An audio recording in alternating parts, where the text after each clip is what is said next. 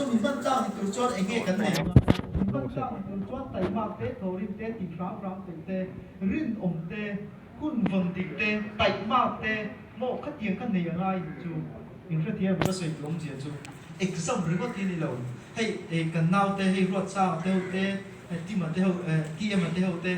ni giờ cái này mua ăn hạt hết thì cái gì anh gì ngã bộ cái sôi Paul MSUP kan ti poi zirna chi khatani institution pakhatani weme po conference po institution pakhatani an zirme chu tu na ti hian ti rang rang te do the te thian te ne thopui te ne na enge corporate te ka an zir ni chu ikhathia ban khun von ti te voina kun ta ka tran thei tura organizing committee la an tran na sa chi khang tu zirna ni exam ni ta in te te yin lo ni chu Infratia có sợi trống gì chú? Em có phía big vậy.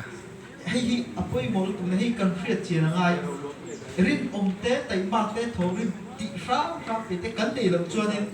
ông gì ông lâu hey giờ mà té có quan trọng ta IAS phone máy là cái rin ông lâu rất ông gì ông lâu mình ta cái này lâu thì nên chú ngô quay mẹ check thì lâu VTP check thì lâu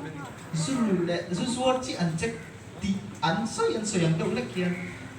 IAS ta phải check thì đâu chứ cái kia có sự điều chỉnh chú vàng cho nên cái ôm cắn này để thì ráng về mò cái tiếng phốt consistency cái này cả thì sự này nó tụi mình thì cả thì phát triển tay là thì ăn cháo mà tin thì tấm cái rượu lâu để chú ngày sáng tu đi ngày sáng mò thì apoi mò thì chú chẳng cả nó cái thì hay anh ngày tuổi thì na tụi mình ngày sáng nó tụi mình chẳng cả thì thấy cái ngày tuổi thì này hay Mizo thì thiên sứ chắc tụi mình cần ta Western influence nó sẽ tối em mình tự nói cho anh kiếm social networking sites để ở trong ta thì thiên sứ cũng xem hay mi cái kiếm anh thì cần style cần thiên thì là chúng ta coi ở trong lòng chắc em chung cho nên có mình tàu brand hack tên phone tin uy tàu cái tên chim mắc cần tên lần đầu tiên anh em brand tên cái tiếng ấy đi chẳng cả năm món thì chú somehow cái uy em có thể thì chẳng cả nó chỉ khát cho nên à mà chú apoi em chú mi đăng thế chú ngal lên mà nên tít thì apoi na nha uy chú ngal nhìn thấy thì à real tu cái này mà uy chú ngal nhìn thấy chú mi chú apon nhìn thấy chứ nhỉ các chú cái sợi thì ông lâu à chả bao cái à mà chú bây giờ mình chụp tấm chúng ta lấy cái này để để họ cái này, à mà chú mi chẳng can na đi tất cả chú mi ngày sáng tôi là chú mi đăng ta mi chẳng cái gì mi riêng hay Aristotle là can man is social animal là tiền, mi riêng tây mà nhiều ông thì là can này, cái này bọn chỉ là can soi can dính đây là tung chú mi man ta này tôi là mi đăng ta chẳng cái tôi là buat gì này chú, mi phải thiệt, chú hoàng cho mi ngày sáng tôi có mi chẳng cả cái tiền là tôi có mi đăng ta chẳng cái mi đăng ta cái chẳng cái mi đăng ta cái nó sao cái thì à hai ni thấy ta sẽ là mi phải thiệt, chú apoi mo em này, chú mi ấy là cho hay cái apoi hi cái râu quý ngày sáng ông tây mình thì anh thấy anh biết ta chứ áp phụ chia đầu kia cái gì mình sinh tới hiện mình tìm hiện thì thiềm dâu cái rư rụp bê dâu cái cắn này chơi này chú mò ít thiềm dâu này cái thiềm dâu ẳng miệng rồi ít thiềm dâu cái thiềm miệng rồi thế này sound system and control cái thiềm rồi cắn thiềm đấy anh phần cái này chú IS nó hoa hồn biết thôi nó hoa bông lại bông nó sang cắn phòng as a vibe pun kan society mo to asia ni chu yung fetiran tu ma hi ro pi le pi Pune mizo freshest day August ni som panga tuna hian kan kholian Dr. Krista Rawluapuya IIT Bombay ya associate professor in thu sweme kani pune apo hen in ongcho ga Mumbai te po hen i kan lo me em na thin chu chung ko en kol na to ka lo chu ki an tam em này à trên cái anh kiến tuổi đâu anh còn phi lỗ còn inferior complex đen lâu nha thì cái chuyện cầm ngay sao thì chú thổ phê này là mình kiếm cái ắt chủ chuan nhìn chuan là thổ khâu kia thì hết đi à đâu quý em cái giường này là tụng chu này mò khi ta hắn hồ là nghe bike về là liệp bột lòng ăn chuyện đầu đâu mình đang ta là mình trong cái mà ni kia tính thì tui na takakala mani ke ting i enge in job te in en ko te mi tam ta na chang kai ni zir na ina tu mi hring i kan enge kan pian san kan dam san ni ti ha i shele tai la i enge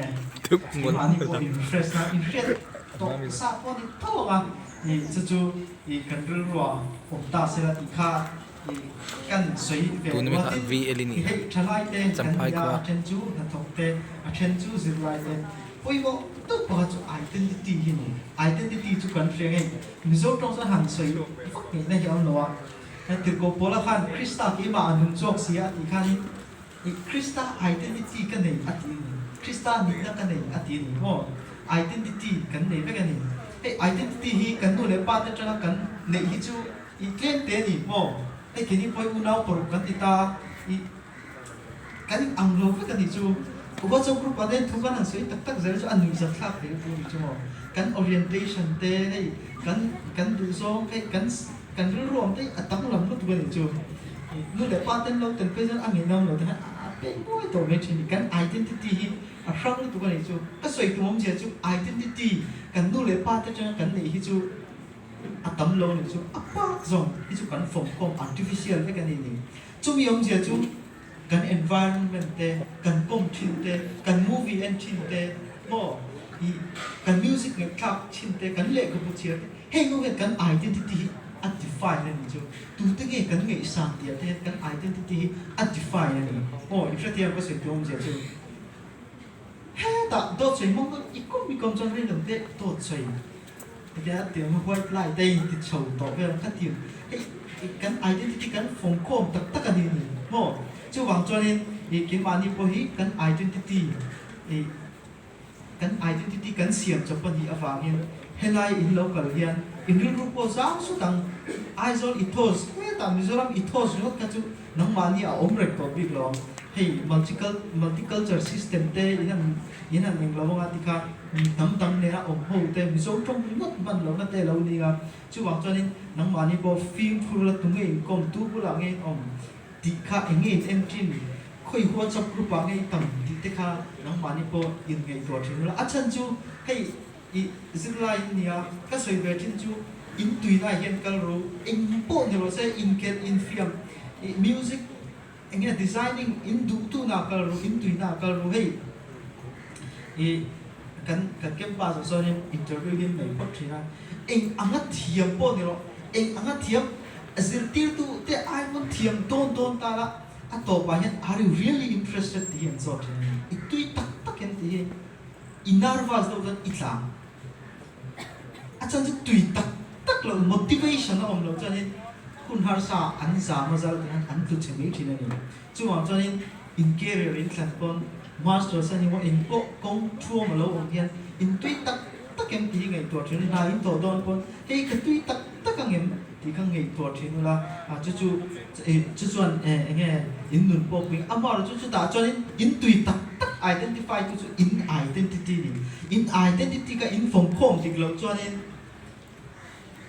bài cái chắc tắc tu lan chúng ta petrol thun sa lan cái in tùy tắc tắc khá lâu mình đón ta chú đón ta lâu đi cái thế self contradiction liền lúc tục loophole cái lâu ông ta chú hoàng cho nên in tùy tắc nó khá lâu phụ thế nó tôi in identity khá nghe in đâu nghe in phong khom đàn khá in đâu mình có thể ăn tốt cái là chân phơi mũ bây giờ chú phát thiên phiệt na đi ha career na in thọ con rim tu in in biển thật chuan thì cần thiên tiếp cái phát thiên rồi bị na này hay kỹ thuật phơi cái sợi trên này hay in sòng sợi vel cái trang in har san tu cái trang cần chọn ta cái tiền cái thì chân chú atira cho hey kan har sal tu ka background siam than na te kan ti ve ni amar jo pian thar no jon pathian ro kuina pathian choi moi du wang kan ti ra ram ni lo se la jon in pa point ka lo tim lo pathian choi moi na man ni tu tak jon in na ni mo in career in po in fra thia ram i alo all some to don kun har sa ta point to bian nu bial pa ta point ne broken relationship ta po lo ma ti kan na te wa chu ko na bo na ti kan chung kuna tu po chen pathian ne cho nên i alo all some ta china ni ho chu nang ma ni apo pian thar tak nei lo pathian tri na a hre o ma po man som na ri lo po he ka har sa te min la khian sak lo ma se ประเทศจุมินมั่งไอ้กับมั่งไอ้เวทวันตีนั่นเองนะอินกันจวนนี้ไงอินหนุ่มขัวข้างอะไรนอนตอนนี้ต่อไปเราจวนนี้กันเรื่ององค์เฟย์เวลแฟร์ลำบากไงเขาตั้งเราที่ตีนี่มากันเรื่องเราโอ้จุสาวสกุลสมทุ่งวัฒนธรรมสกุลสมบุกสมกันมิโซตตาจน transition period ตักกันนี่จุเกี่ยไอ้คนเสด็จตั้งมาไงมิโซ BA มาสับเปอร์เต BSc มาสับเปอร์เต Masters มาสับเปอร์เตตินไงmiddle vernacular mizo medium te English medium and tin tran te high school tin tran te tin chu middle village level community and lo tin tran te ama cha mizo te kan lal tlang tran tek ne kan ta tin mizo union te ko lo ting ani mizo tan in transition period tak ne sang ko som tu tra som nga chho sang ko som nga chho le kan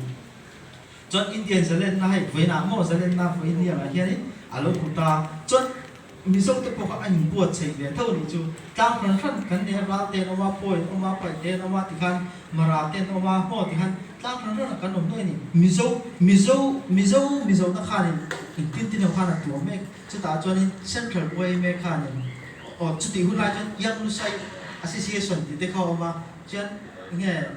i lu sai student association te ko ka ating tan be chu ti la ge chuan sumi chowa chuan in sang ko som li pasai khan independent kan central way me khan nam lai ko siat kha i apot se ani chu chuan apot se chu ta chuan in mi pakhat in hriat tok ve turin puro ko khan a hla kha a vat